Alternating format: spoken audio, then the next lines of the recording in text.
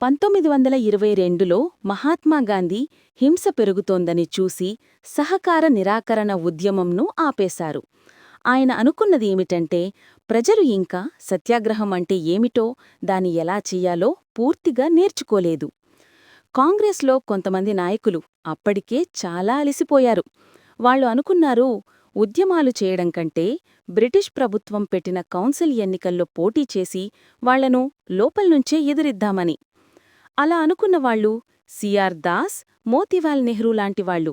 వాళ్ళు ఇద్దరూ కలిసి స్వరాజ్ పార్టీని ఏర్పాటు చేశారు.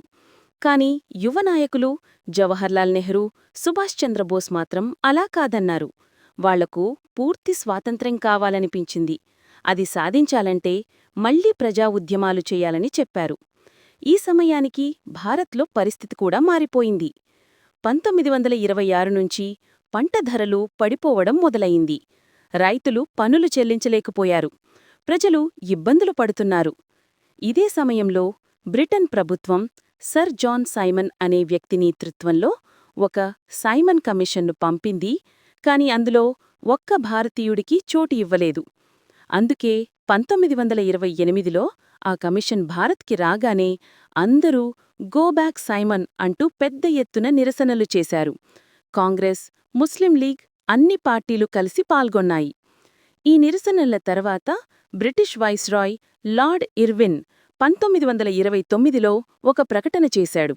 భవిష్యత్తులో భారత్కి డామినియన్ స్టేటస్ ఇస్తామని, ఒక రౌండ్ టేబుల్ కాన్ఫరెన్స్ కూడా పెడతామని. కాని ఇది కూడా స్పష్టంగా ఏం చెప్పలేదు కాబట్టి కాంగ్రెస్ సంతృప్తిగా ఉండలేదు. ఈ సమయంలో జవహర్లాల్ నెహ్రూ, సుభాష్ చంద్రబోస్ లాంటి యువనేతలు ఇలా కాదు, మనకు పూర్తి స్వతంత్ర భారత్ కావాలి అని బలంగా చెప్పారు. చివరికి 1929 డిసెంబర్లో లాహోర్లో జరిగిన కాంగ్రెస్ సమావేశంలో జవహర్లాల్ నెహ్రూ అధ్యక్షతన పూర్ణ స్వరాజ్ అనే తీర్మానం ఆమోదించబడింది. దాని ప్రకారం 1930 జనవరి 26ని స్వాతంత్ర దినంగా జరపాలని నిర్ణయించారు. కాని ఆ సమయంలో ప్రజల్లో పెద్దగా స్పందన రాలేదు. అందుకే మహాత్మాగాంధీ అనుకున్నారు, ఈ స్వాతంత్ర ఆలోచనను ప్రజల జీవితం, వాళ్ల కష్టాలతో కలపాలి అని. అలా అయిన తర్వాత ఉప్పు సత్యాగ్రహమనే కొత్త ఉద్యమానికి సిద్ధమయ్యారు. గాంధీజీ ఉప్పును స్వాతంత్ర్య పోరాటానికి ప్రతీకగా ఎంచుకున్నారు. ఎందుకంటే ఉప్పు అనేది పేద, ధనవంతు అందరికీ అవసరమైన ఒక సాధారణ వస్తువు. కాని బ్రిటిష్ ప్రభుత్వం దానిపై పన్నువేసి ఉత్పత్తి మరియు విక్రయాలపై కఠిన నియంత్రణలు పెట్టింది. ఈ అన్యాయానికి వ్యతిరేకంగా గాంధీజీ 1930 జనవరి 31న వైస్రాయ్ లార్డ్ ఇర్విన్కి ఒక లేఖ రాశారు. అందులో రైతులు, కార్మికులు, వ్యాపారులు వంటి వర్గాల సమస్యలను ప్రస్తావిస్తూ 11 డిమాండ్లు ఉంచారు. అవి పరిష్కరించకపోతే ఉద్యమం ప్రారంభిస్తానని స్పష్టంగా హెచ్చరించారు. ఇర్విన్ స్పందించకపోవడంతో గాంధీజీ మార్చి 12, 1930న 78వ సహచరులతో కలిసి సబర్మతి ఆశ్రమం నుండి దాండి తీరానికి ఉప్పు సత్యాగ్రహ యాత్ర ప్రారంభించారు. ఈ యాత్ర దాదాపు 240 మైళ్లు, సుమారు 384 కిలోమీటర్లు సాగింది. రోజుకు సుమారు 10 మైళ్లు నడుస్తూ 24 రోజుల్లో ఆయన దాండీ తీరానికి చేరుకున్నారు. మార్గమధ్యంలో గాంధీజీ ప్రతి గ్రామంలో ప్రజలకు స్వరాజ్యం ప్రాముఖ్యత వివరించి శాంతియుతంగా బ్రిటిష్ చట్టాలను అతిక్రమించుమని పిలుపునిచ్చారు. 1930 ఏప్రిల్ 6న గాంధీజీ దాండీ తీరంలో సముద్రజలాన్ని మరిగించి ఉప్పు తయారుచేశారు. అదే క్షణం భారత స్వాతంత్ర పోరాట చరిత్రలో ఉప్పు సత్యాగ్రహం పేరుతో ఒక కొత్త అధ్యాయం ప్రారంభమైంది. పౌర అవిధేయత ఉద్యమం అసహకార ఉద్యమం కంటే పెద్ద ఎత్తున జరిగింది. ప్రజలు ఇక బ్రిటిష్ పాలనకు సహకారం ఆపడం మాత్రమే కాకుండా వారి చట్టాలను కూడా ఉల్లంఘించడం ప్రారంభించారు. దేశమంతా ఉప్పు చట్టాన్ని ధిక్కరించారు. విదేశీ బట్టలను వాడడం మానేశారు. మద్యం దుకాణాల ముందు నిరసనలు చేశారు. రైతులు పన్నులు చెల్లించడం మానేశారు. గ్రామాధికారులు తమ పదవులకు రాజీనామా చేశారు. అడవుల్లో ఉండే ప్రజలు కూడా ప్రభుత్వ నియమాలను పట్టించుకోకుండా అడవుల్లోకి వెళ్లి తమ హక్కులను వినియోగించారు. ఇంతలో బ్రిటిష్ ప్రభుత్వం ఉద్యమాన్ని అణచడానికి అరెస్టులు ప్రారంభించింది. పేషావర్లో ఖాన్ అబ్దుల్ గఫార్ ఖాన్ను అరెస్టు చేయగానే ప్రజలు పెద్ద ఎత్తున నిరసనలు చేశారు.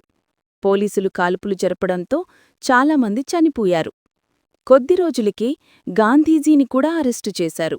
దాంతో షోలాపూర్లో ప్రజలు ఆగ్రహంతో పోలీస్ స్టేషన్లు, కోర్టులు, రైల్వే స్టేషన్లపై దాడులు చేశారు. ప్రభుత్వం హింసాత్మకంగా వ్యవహరించింది. సత్యాగ్రహులు, మహిళలు, పిల్లలపైన దాడులు జరిగాయి. దేశమంతా కల్లోలం చెలరేగింది. మొత్తం మీద దాదాపు 1,00,000 మంది అరెస్టయ్యారు. ఈ పరిస్థితుల్లో గాంధీగారు కొంతకాలం ఉద్యమాన్ని ఆపారు. 1931 మార్చి 5న ఆయన వైస్రాయ్ ఇర్విన్తో ఒక ఒప్పందం చేసుకున్నారు. ఆ ఒప్పందం ప్రకారం ప్రభుత్వం రాజకీయ ఖైదీలను విడుదల చెయ్యాలి. గాంధీగారు లండన్లో జరిగే రౌండ్ టేబుల్ సమావేశానికి హాజరవ్వాలి అని నిర్ణయించారు. డిసెంబర్ 1931లో గాంధీగారు లండన్కి వెళ్లారు. కాని చర్చలు ఏకాభిప్రాయం లేకుండా ముగిశాయి. ఆయన భారత్కి తిరిగి వచ్చేసరికి ప్రభుత్వం మళ్లీ అరెస్టులు ప్రారంభించింది. కాంగ్రెస్పై నిషేధం వేసి సమావేశాలను ఆపేసింది. దాంతో గాంధీగారు ఉద్యమాన్ని మళ్లీ ప్రారంభించారు. అయితే కాలక్రమంలో ప్రజల్లో ఉత్సాహం తగ్గి ప్రభుత్వం కఠిన చర్యలు తీసుకోవడంతో ఉద్యమం 1934 నాటికి నెమ్మదిగా తగ్గిపోయింది. ఈ ఉద్యమంలో చాలా వర్గాలు పాల్గొన్నాయి. కాని అందరి ఆశలు ఒకేలా లేవు. రైతుల విషయానికి వస్తే గుజరాత్లో పాటీదార్లు, ఉత్తరప్రదేశ్లో జాట్లు వంటి ధనిక రైతులు ముందుండి పనిచేశారు. ఆ సమయంలో పంటల ధరలు బాగా పడిపోయాయి. కాని ప్రభుత్వ పన్నులు మాత్రం తగ్గలేదు. దాంతో వాళ్లకు జీవితం కష్టమైంది. అందుకే వాళ్లు స్వరాజంటే తమపై ఉన్న పన్నుల భారాన్ని తగ్గించుకోవడమని భావించారు. కాని ఉద్యమం ఆగిపోయిన తరువాత ఆ మార్పు రాకపోవడంతో వాళ్లు నిరాశ చెందారు.